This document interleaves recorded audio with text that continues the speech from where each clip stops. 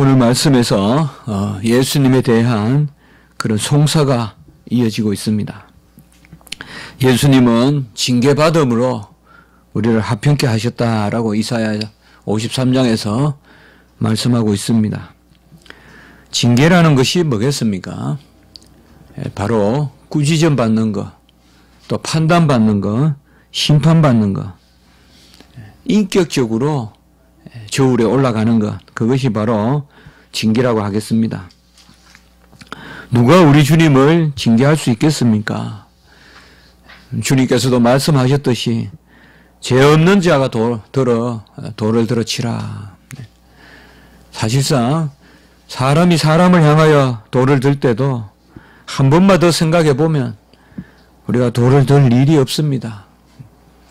내가 누군가를 비난하고 판단하지만은 결국 그게 다 내 속에 있는 그런 것들이 드러나는 것이요. 진정 우리가 순수하다면, 진정 어린아이와 같다면 사실 판단할 줄도 모릅니다. 판단한다는 자체가 벌써 무서운 것이요. 죄를 안다는 자체가 죄를 배태하는 것입니다. 그러므로 우리는 누구를 판단한다고 하는 이 자체가 벌써 우리의 어떠함을 드러낸다는 것을 잘 말해주는 것입니다. 내가 죄를 모른다면 어떻게 죄인을 판단하겠습니까? 내가 알기 때문에 그러하는 거거든요. 그게 아는 것의 어떤 무서움이라고도 볼 수 있겠습니다. 주님께서 이 땅에 오셔서 줄곧 판단을 받으시고 징계를 받으시고 배척을 당하시고 내침을 당하십니다. 우리도 살면서 끝없는 비난과 조롱과 판단에 노출되기도 합니다. 사람들은 자기가 판단을 받는 자리에 서게 될 때 다른 사람을 판단하는 그런 이치로 급히 피하려고 합니다. 그렇기 때문에 우리가 창세기에도 벌써 죄는 변명과 함께 들어오는 것을 알 수가 있고, 세상은 어떻게 보면 요새 정치도 하는 거 보면 언제나 하겠습니까? 언제든 정치가 끊임없이 나의 허물을 상대의 허물로 덮으려고 하는, 내가 무슨 일이 있으면 그걸 내어놓고 잘못했다 잘했다 그 자체를 이야기하기보다는 또 상대의 약점을 찾아내서 그것을 통하여서 나의 약점을 가리고, 우리가 다 서로 그런 것 아니냐, 우리가 다 같지 않냐 하면서 같이 그냥 찢어서 폐기해버리는 그런 일들이 비일비재하다는 것을 알 수가 있습니다. 이러한 징계의 끝이 바로 안나스와 가야바와 본디오 빌라도의 재판이었고, 그것으로 말미암아 우리 주님께서 죽음을 당하게 되었습니다. 오늘 벌써 사람들은 이런 주님을 죽이고자 하는 그 마음이 사람들에게 들어왔다는 것을 25절은 보여주고 있습니다. 그들이 죽이고자 하는 그 사람이 아니냐라고 이렇게 말씀하므로 벌써 예수님을 죽이고자 쫓아다니는 사람들도 있고 그렇습니다. 사실 진리를 말씀하시는데 온전하겠습니까? 절대 진리는 그 자체로 칭찬을 받지 못합니다. 진리를 이야기하면 사람들이 쌍수를 들고 환영할 것 같아도 그것은 어떤 동기에 불과하지, 절대 실체를 살펴보면 진리는 사람들의 칭찬과 많은 경우에 무관합니다. 학회에서 발표를 해도 그런 경우가 있습니다. 진짜 진리를 이야기했을 때 과연 사람들이 박수를 치는가? 꼭 그렇지 않고, 어떻게 보면 진짜 진리를 말하고자 하는 사람들은 그것을 넘어서야 됩니다. 벌써 사람들의 여론에 밀려서 이런저런 발표를 하고 이렇게 저렇게 논문을 읽고 하는 것은 벌써 진리와 거리가 먼 것입니다. 이런 그들이 죽이고자 하는 그 사람이 아니냐라고 이렇게 나와 있습니다. 죽음이란 말이 구체적으로 등장하고 이제 어둠의 빛이 오셨는데 어둠이 빛을 거역하고 어둠이 빛을 이기려는 사망의 생명을 대적하는 그런 일이 여기에 그려지고 있습니다. 주님 자신이 생명이요 부활이요 주님 자신이 바로 사망의 근세를 이기는 사망에 쏘는 것을 이기는 그 생명의 원천이시고 주님은 죄를 판단하시는 분이지 죄에 굴복하지 않습니다. 사망에 절대 우리 주님께서는 매여 있지 아니하십니다. 우리는 우리의 죄로 말미암아 아담의 죄가 우리에게 다 전가되어서 우리가 사망의 권세에 매여 있고 그래야 불의와 불법의 병기가 되고 사망의 앞잡이가 되고 죽이는 일에 발이 빠르고 우리의 혀를 죽이는 데 사용하고 그렇게 하지만은 우리 주님께서는 죽음을 알지도 못하고 죽음에 속하지도 못하고 죽음에 간하지도 못합니다. 죽음이 우리 주님을 주장할 수 없습니다. 우리 주님께서 죽으신 것은 오직 우리의 죽음을 죽으신 것이지 주님의 죽음을 죽으신 것이 아닙니다. 우리를 대신해서 죽으신 것입니다. 그들은 그리스도가 어디에서 오는지 알지 못한다 이렇게 변명을 합니다. 참으로 이율배반적인 그런 거짓의 영이 들어왔다는 것을 알 수가 있습니다. 이 사람이 어디서 왔는지 우리가 아는데 선지자는 어디서 오는지 모르지 않느냐 뭐 이런 이야기로 하고 있습니다. 구체적인 근거가 어디에 있는지 모르겠습니다만은 미가서 5장 2절에 보면 분명히 베들레헴 에브라다야 바로 예수님께서 베들레헴에 오실 것을 분명히 예언하고 있고 그의 근본은 상고에 영원에 있느니라 라고 미가서 5장 2절에 분명히 말씀하셨거든요. 귀 있는 자는 들을 것이요 하나님의 말씀을 품는 사람은 이 말씀을 들을 것인데 우리가 볼지어다 나팔 소리에 울리며 구름으로 주님께서 인자가 내려오시는 것을 우리는 매일 말씀에서 듣지만 그걸 바라지도 않고 또 그걸 진짜 보려고 하는 마음도 우리에게 많지 않다는 것도 사실이지 않습니까? 그렇게 보면 구약 백성들에게 이 베들레헴에 오실 것은 너무나 정확하게 예언되어 있는 말씀인데도 그들은 그런 인식이 없는 거예요. 만들어내는 거예요. 주님이 오실 것도 만들어내고 또 그것에 지치면 모르겠다 하고 자꾸 간념화시키는 거예요. 여러분들 종교인들은 간념화시키는 거예요. 하나님을 관념화시켜요. 막연하게 만들어버리는 거예요. 그게 가장 우리가 조심해야 될 거예요. 막연하게 하나님을 모호하게 만들어버려요. 구체적으로 고백하고 구체적으로 아니면 회개하고 구체적으로 모자라면 달라 하고 구체적으로 하나님 앞에 연약하면 하나님께 무릎 꿇으면 되는데 이렇게 저렇게 끊임없이 간념화 하면서 간념적으로 가르치고 간념적으로 전하고 이들이 뭐예요? 지금 간념에 빠져 있는 거예요. 역사상 예수를 진정 그들이 이 땅에 오신 메시아를 진정 그들이 바라는 것이 아니고 그들은 간념으로 어떻게 보면 이미 간념이 뭐예요? 내 속에 하나님을 이미 포함시켜버린 내 속에서 하나님을 만들고 내 속에서 내 요랑대로 움직이는 것이 하나님. 하나님이 그런 내 속과 다르면 하나님을 배척하고 그들은 우리가 하나님이 어디서 오는지를 모르는데 그 어디서 이런 말씀이 나오는지 몰라요. 그들은 그렇게 생각했겠죠. 하나님이 이 땅에 오시는데 어디 어느 땅에서 어느 곳에서 오겠느냐 뭐 이런 생각도 할 수 있겠죠. 어쨌든 그들은 그리스도가 어디서 오는지 모르는데 우리는 알지 않느냐 이 말이에요.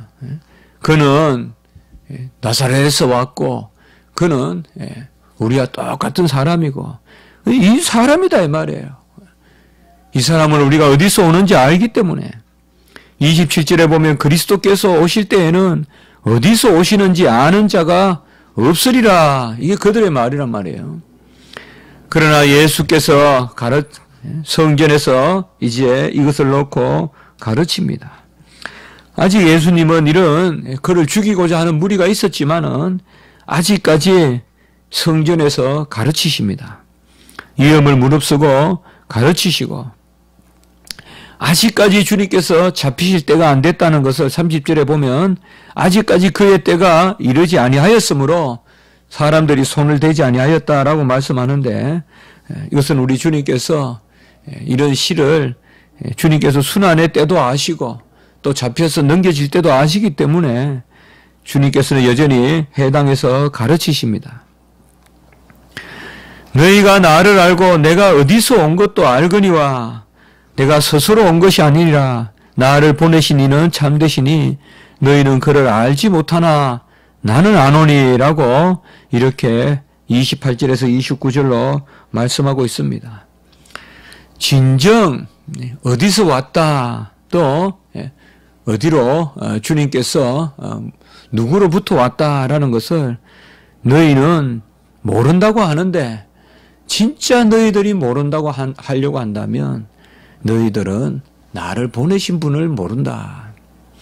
우리 주님께서 그들의 말을 받아서 그들의 말을 일종의 역설적으로 이제 그들의 말을 비판하고 있습니다. 그들이 모르는 것은 그들은 어디서 왔는지 장소를 모른다고 말하지만은 너희들이 진짜 모르는 것은 주님께서 하늘에서 오셨다는 것, 바로 하나님의 아들로 오셨다는 것을 모른다. 그것을 말씀하시는 것이고 너희들이 진짜 모른다고 생각하는 장소는 이미 너희들이 알고 있지 않느냐. 그러니까 너희들이 모른다고 하는 것은 거짓말이다.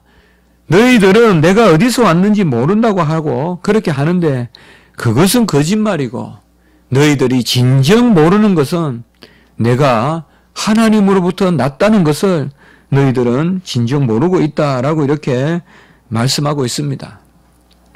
진정 우리가 아는 것이 무엇이고 진정 모르는 것이 무엇입니까? 진정 우리가 비밀에 맡겨야 할 것은 또 어디 있습니까? 아들이 아버지를 알고 아버지가 아들을 알기 때문에 우리는 스스로 아들이 오신 곳이 어딘지 모른다고 해야 됩니다. 우리는 아들이 어디서 왔는지 모릅니다. 아들을 통해서만 압니다. 그래서 너희들의 말이 모른다 하려거든 진정 이러한 진리를 모른다고 해라 이 말이에요. 진리를 모른다고. 지극히 지상적인 것을 가지고 알고 모르고 그것을 가지고 주님이니 아니니 그렇게 할 것이 아니라 역사상 이 땅에 어디서 오고 그가 나사렛에서 나실린으로 나셔서 나사렛으로 사실 것 이런 것들은 너희들이 구약을 면밀히 읽었으면 다 알 것이다. 그것은 알게 오신다 이 말이에요. 장소가 모르게 오시는 건 아니다 이 말이에요. 이 땅에 분명히 베들레헴에서 오신다 이 말이에요. 분명히 그분은 나사렛에서 자라신단 말이에요. 너희들이 성경을 면밀히 읽었으면 그분은 가버나움에서 그분은 고라신에서 벳세다에서 분명히 가르친다고 선지서에 예언했단 말이에요. 전부 구약을 읽으면 너희들이 그가 어디서 태어났고 어디서 자라고 어디서 활동하시는지 너희들은 다 알 것이다. 그걸 왜 모른다고 하느냐. 너희들이 진정 모른다고 하려거든. 나로 말미암지 않고는 아무도 아버지를 알 자가 없다라고 고백하라. 내가 스스로 온 것이 아니라 나를 보내신 이는 참되시니 너희는 그를 알지 못하나 나는 아노니. 이것은 바로 주님께서 진정한 진리를 말씀하신 것입니다. 우리는 주님이 어디서 오시는지 역사적으로 예언하신 성경의 계시의 말씀을 통하여서는 알지만 그분이 근본 상고의 근본 시초에 그분이 오셨다는 것은 영원 전에 오셨다는 그 미가서 5장 2절에 그의 근본은 우리가 알 수가 없습니다. 그의 근본은 예수를 통하여서만 압니다. 그 예수를 믿어야 돼요. 어떻게 믿느냐? 역사상 예수로 오셨으니까 예언된 말씀을 통하여서 믿고 그 가운데 예수를 만나면 하나님을 알고 아버지께 인도함을 받는 것입니다. 신학자들은 역사상 예수와 그리고 우리가 믿는 그리스도를 분리하고 있지만 우리는 역사상 예수와 우리가 믿는 그리스도를 분리하지 않습니다.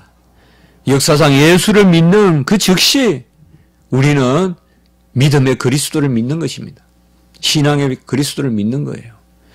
역사상 예수님을 믿을 때 그 예수가 하나님의 아들이시고 그 예수가 유일하게 아버지를 아시는 분이고 그래서 아들로 인하지 않고는 말미암지 않고는 아버지를 알 자가 없고 아들에 속하지 않고는 아버지에 속할 자가 없는 것입니다. 그러므로 우리 기독교 신앙은 철저히 역사적 신앙이고 그리고 근본적 신앙이다 이 말이에요. 어떤 사람들은 역사에 매몰되어 있고 어떤 사람들은 어떤 철학적 형이상학에 매몰되어 있지만 우리 성경의 가르침은 그렇게 분리되지 않는다 이 말이에요. 역사 가운데 예수 그리스도를 인정하고 그 가운데서 우리가 진정한 진리에 이르는 것이다. 과연 그들은 주님을 알고 있는가? 알아야 죽일 게 아니에요. 무엇으로 주님을 알고 무엇으로 죽이려고 하냐 이 말이에요. 그들은 육체의 눈으로 육적인 눈으로 주님을 바라봤고 육적인 눈으로만 알고 모르고를 판단했고 그리고 그 가운데 주님을 죽이고자 하신 것이다 이 말이에요. 어둠의 도구는 어둠이에요. 어둠의 도구는 육체입니다. 절대 어둠의 행사가 영적인 수단과 도구를 사용할 수가 없습니다. 불의 칼은 육체의 손에 들려주면 손이 타버려요. 성령의 불의 칼은 영적으로 들어야 손에 들리는 것이지 육체의 손으로 성령의 불의 칼을 들 수가 없어요. 말씀의 불의 칼을 영적으로만 들지 육적으로는 들 수가 없어요. 육체로 영적인 것을 사용할 수가 없어요. 영은 영으로 분별하고 영은 영으로만 상통해요. 그들은 지금 철저히 육체적인 시각으로 영적인 우리 주님의 진리를 거슬리고 있고 그것을 대적하고 있고 그것을 부정하고 있는 것입니다. 어둠은 지상의 공간이요 지상의 시간입니다. 궁극적으로 이 땅의 것을 절대적으로 여기는 것은 어둠에 속한 것입니다. 그러나 하나님의 빛은 영원한 기원과 생명을 지니고 하나님의 빛은 그 기원이 하늘 보좌이고 하나님의 빛은 생명이고 하나님이십니다. 그러므로 이는 내가 그에게서 났고 그가 나를 보내셨습니다 라고 삼위일체 하나님을 증거하고 있는 것입니다. 하나님이 하나님을 보내시고 하나님이 하나님으로부터 보내심을 받았습니다. 내가 그에게서 났고 그가 나를 보내셨습니다 라고 말합니다. 회당에서 이렇게 말씀하십니다. 내가 하나님에게서 났고 하나님이 나를 보내셨다. 후반부의 말은 세례 요한도 쓸 수 있겠죠. 엘리야도 쓸 수 있겠죠. 하나님이 우리를 보내셨다. 사도라는 말이 보냈다는 뜻 아니겠어요. 하나님이 우리를 보내셨다. 그러나 여기서 주님은 내가 그에게서 났고 그가 나를 보내셨습니다 라고 이렇게 말씀하십니다. 이것을 이제 그들은 참남하다. 저가 누군데? 저는 나사렛에서 났고 분명히 나사렛에서 자랐고 그들이 아무리 생각해도 인본적이진 눈으로 봤을 때는 그들이 변명을 한단 말이에요. 메시아는 우리가 아는 곳에서 나서 아는 곳에서 그렇게 자랄 사람이 아니다 이거죠. 그러면서 아주 육체적인 눈으로 그렇게 본단 말이에요. 너희들은 육체적으로 그렇게 마음대로 해석한다. 너희들이 육체적으로는 보게 하셨다 이 말이에요. 베들레헴에서 나신다 이 말이에요. 나사렛에서 자라신다 이 말이에요. 물론 나사렛에서 자란다는 것은 직접적인 예언의 말씀보다 우리가 나시린이라는 말씀을 통하여서 간접적으로 우리가 그 계시의 말씀을 듣지만 그러나 흑암의 땅 그곳에 이방의 빛이 비친다는 벳세다요 고라신이요 그런 말씀은 이미 구약에서 다 예언됐잖아요. 시편도 또 그의 모든 말씀이 그린 듯이 다 예언됐거든요. 우리는 하나님 앞에 무엇으로 나아가느냐? 하나님의 권능은 너무나 크시고 그가 우리에게 들려주시는 성령의 검은 너무나 뜨겁습니다. 우리가 이것을 어떻게 들 것인가? 우리는 너무나 이것을 들기에 연약하고 더럽고 추합니다. 우리는 어떻게 보면 냉랭한 얼음과 같아서 성령의 불의 검을 드는 순간 우리가 녹아버리는 그런 오히려 하나님의 은혜의 말씀에 우리가 타버리는 멸망해버리는 그런 염려도 있습니다.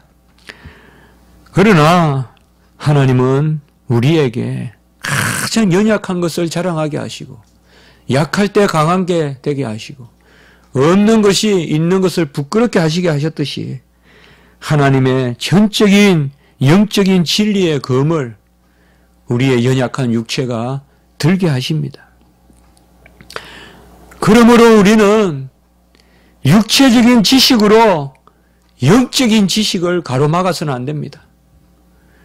육체적인 지식은 우리를 일시적으로 편안하게 하고 육체적인 판단은 일시적으로 우리에게 도피처를 줄지 모르지만 그리하여 우리가 온갖 변명거리를 만들고 온갖 것으로 하나님의 진리를 대적하는 오늘 여기에 나오는 사람들 이 사람들과 같이요. 그러나 우리는 좀 힘들고 연약하고 두렵고 떨림이 있더라도 영적인 지식을 구해야 됩니다. 신령한 지식을 구해야 돼요. 신령한 지식을 우리가 기도하는 가운데 하나님께 구하고 그것으로 즐거워하고 그 가운데 부족하면 무릎을 꿇고 하나님 앞에 기도하고 그러면 하나님이 그 지식으로 우리를 충만하게 하신다 이 말이에요. 아는 것이 아니라고 고린도전서에서 말씀하셨습니다. 아직 아는 것이 아니다. 너희가 안다 하면 아는 것이 아니라고 했습니다. 이것이 뭘 이야기하겠습니까? 우리는 끝까지 지식에조차 모른다고 해요. 지식이 나로부터 나가는 순간 우리는 주님을 배척하게 됩니다. 나로부터 무언가가 시작되는 순간 그것은 주님을 멀리하게 되는 것입니다. 우리는 어쨌든 마지막까지 항상 하나님 앞에서 지식을 받으려고 하는 알게 하심으로만 알려고 하는 그런 자리에 가야지 스스로 안다 하면서 하나님 앞에 나서는 것은 아직까지 모르는 것이요. 아무것도 모르는 것이다. 그것이 바로 주님께서 오늘 우리에게 주시는 교훈의 말씀입니다. 오늘 말씀은 상당히 복잡하게 되어 있는 그런 구조 같은데도 우리에게 전해주는 말씀은 교훈은 뚜렷합니다. 너희들은 내가 어디서 났는지 저 삼위일체의 그 영원한 경륜은 너희들은 스스로 모른다. 그것은 나에게서 배우라 이 말이에요. 그것은 나에게로 와라. 그것은 너희들이 모른다고 말하는 것은 맞다. 그러나 하나님이 이미 너희에게 계시한 예언의 말씀, 그런 것은 믿으라. 믿을 것은, 알려주신 것은 왜곡시키고 모르는 것은 안다고 하고 이렇게 하지 마라 이 말이에요.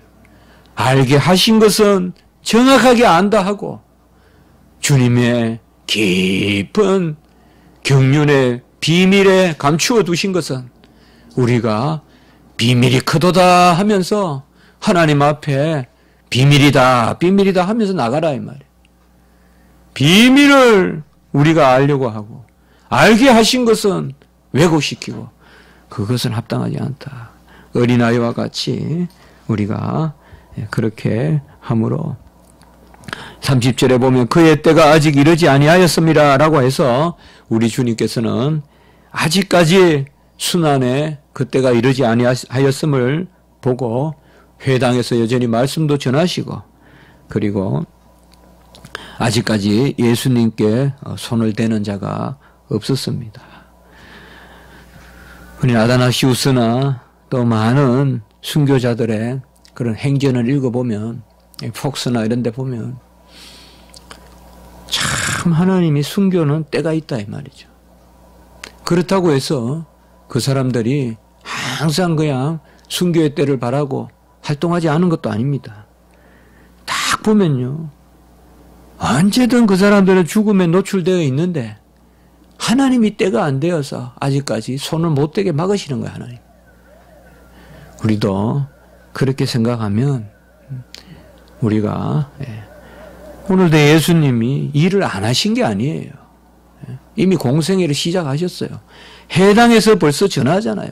날 잡아가라고 전하시는 거예요. 지금. 내가 하나님에게서 났고 하나님이 나를 보내셨다. 이 말을 어떻게 이 사람들이 용납하겠어요? 그러나 아직까지 하나님의 때가 찬 경륜이 그 시가 이르지 아니하였기 때문에 그들이 옷깃 하나도 못 만지게 아직까지 막으셨다 이 말이에요. 우리도 하나님이 사용하게 하실 때 하나님의 때가 있기 때문에 두려움과 떨림 없이 전할 땐 전하고 또 그렇게 하면 될 것 같습니다. 한번 기도드리겠습니다. 하나님 아버지, 은혜와 사랑을 진실로 감사합니다. 우리 주님께서 오늘 귀한 말씀으로 저희들 깨우쳐 주셨습니다.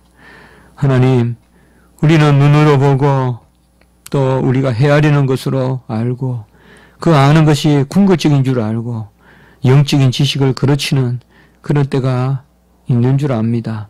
하나님 아버지, 우리가 이럴 때일수록 하나님께서 우리에게 알려주시고 계시해 주시고 분명히 기다리라고 볼지어다 찌른 자들도 그를 볼 것이요 그가 구름 타고 나팔 소리 가운데 오시리라. 이런 말씀은 우리가 철저히 역사적으로 믿게 하시고 그리고 주님을 통하여서만 그 삼위일체의 경륜의 비밀을 아는 그 큰 비밀은 우리가 또한 영적으로 주님 안에서만 알게 하시고 주님 이러한 분별된 지식을 저희들에게 허락하여 주셔서 항상 겸손하게 도와주시고 절대 우리의 육적인 지식으로 영적인 지식을 가로막는 일이 없도록 회방하는 일이 없도록 주여 도와 주시옵소서. 오늘 한날 우리 교회를 지켜주시고 모든 성도님들 건강하게 붙들어 주시옵소서. 연약한 아버지여 저희들 불쌍히 여겨주시고 하나님 온전히 건강하게 하셔서 주의 일을 감당하게 하시고 모든 성도들이 기쁜 마음으로 오늘 한날 주일 성수하며 이 예배당에서 예배드리고 영광 올리고 전도하고 서로 교제하고 하나님 앞에 나아가는 오늘 한날 되게 해 주시옵소서. 우리 특별히 목사 안수를 앞두고 있는 우리 아버지여 이인혁 강도사님 사랑하여 주시고 거룩한 주님의 손으로 덮으시고 일생 주를 위해 헌신하는 종이 되게 하시고 어렵고 힘들지만 사도 바울과 같이 엘리야 같이 하나님만 붙들고 의지하고 의뢰하고 나가는 주의 종이 되게 하시고 하나님 오늘 말씀 굳게 붙들어서 이성적이거나 세상적인 말씀 그것으로 영적 진리를 가로막는 것이 아니라 철저히 영적인 진리만 전달하는 주의 종으로 준비될 수 있도록 인도하여 주시옵소서. 안수의 모든 과정을 하나님 복되게 인도하여 주시옵소서. 오늘 한날 주님께 의지합니다. 모든 예배와 주일학교의 모든 아버지의 시간들과 또 모든 순서를 주여 주장하여 주시옵소서. 구주 예수 그리스도 이름으로 감사하며 기도드리옵나이다. 아멘.